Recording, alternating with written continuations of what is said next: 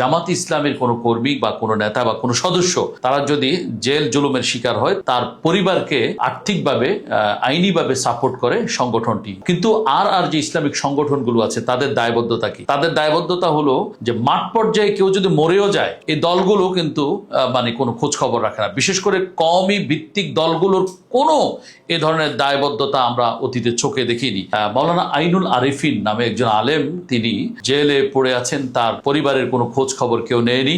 সেখানে দেখা গেছে তিনি বলেছেন, মুফতি হারুন নিজার সাহেব, যে জামাত ইসলামের কোনো কর্মী বা কোনো নেতা বা কোনো সদস্য তারা যদি জেল জুলুমের শিকার হয়, তার পরিবারকে আর্থিকভাবে আইনিভাবে সাপোর্ট করে সংগঠনটি। জামাতের কথা তিনি বলেছেন। জামাত ইসলামী বাংলাদেশ জামাত ইসলামী এটা করে থাকে, এটা সঠিক। কিন্তু আর যে ইসলামিক সংগঠনগুলো আছে তাদের দায়বদ্ধতা কি? তাদের দায়বদ্ধতা হলো যে মাঠ পর্যায়ে কেউ যদি মরেও যায়, কেউ যদি মামলা হামলার শিকার হয়ে চন্নভন্ন হয়ে যায়, যদি লন্ডভন্ড হয়ে যায়, তার জীবন যদি ছত্রভঙ্গ হয়ে যায়, এই দলগুলো কিন্তু কোনো খোঁজ খবর রাখে না। বিশেষ করে কওমি ভিত্তিক দলগুলোর কোনো এ ধরনের দায়বদ্ধতা আমরা অতীতে চোখে দেখিনি।